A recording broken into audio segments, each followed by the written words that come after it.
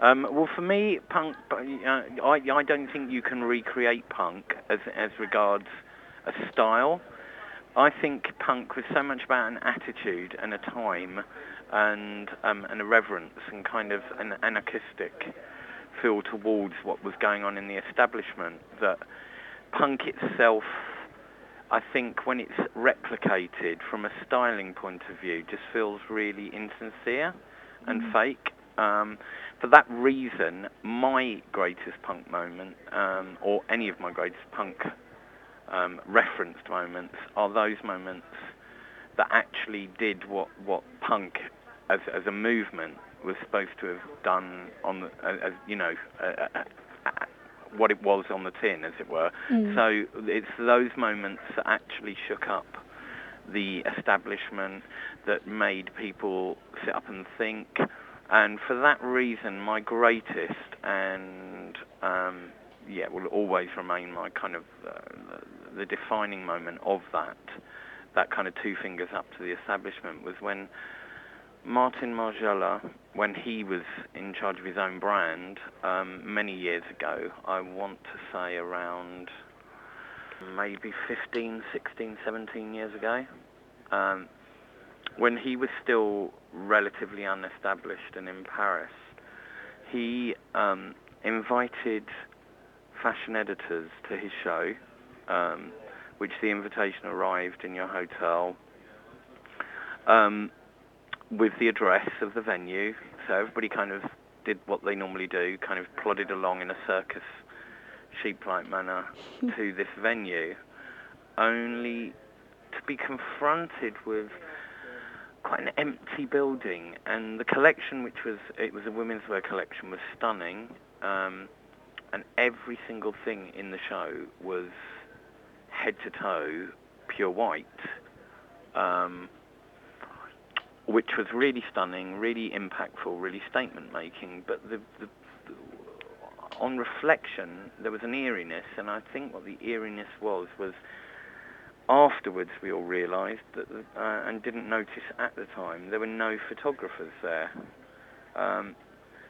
Only to find out,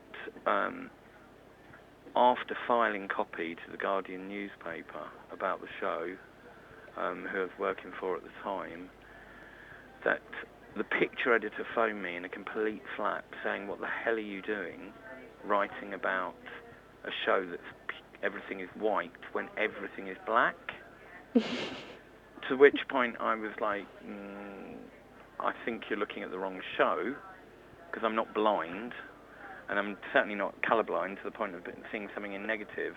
Definitely everything was white. And he was like, well, every picture is in, every single look is in black. And basically what Margiela had done was invited all the photographers to a different venue and shown exactly the same collection that he'd shown to the editors, but in black. So picture desks across the world, internationally, on all newspapers, were receiving pictures that totally defied and contradicted everything the fashion editors were writing about.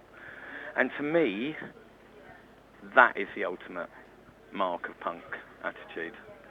Do you think it was incredibly deliberately trying to sort of upset and take the piss out of editors? Was it trying to make their job hard? Why else would he do it? Yeah. I mean, there is absolutely no other reason to do what he did other than to undermine the establishment, which was the press and the media, and our ability, as it were, to criticise or to critique what fashion designers were doing.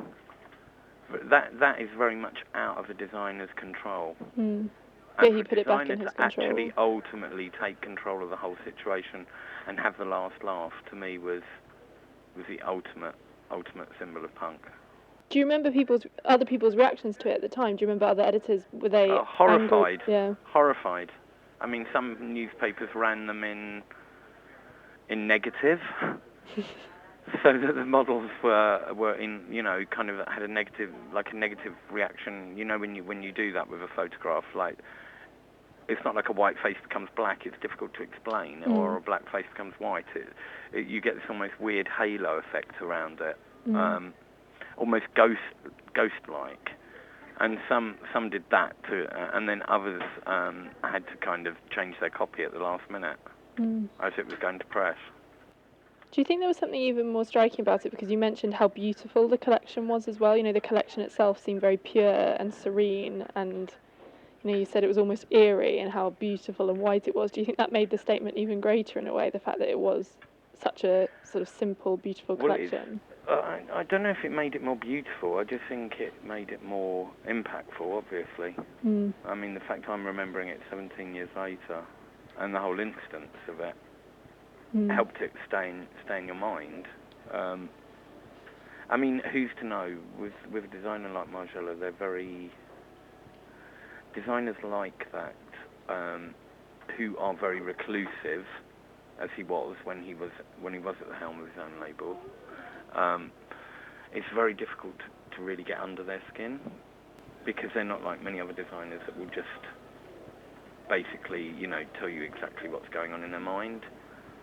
A lot of it is kind of left, as much as in fine art, a lot of it's left in the perception of the viewer, really, and what the viewer makes of what they're looking at.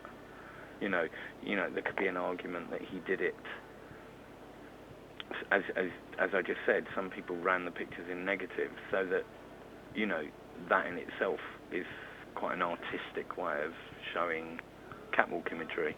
Who knows what was going on in his head ultimately, but I mean, it was definitely, you know, it was the zeitgeist of anarchistic behaviour, really, especially for a young designer who hadn't really established themselves at that moment.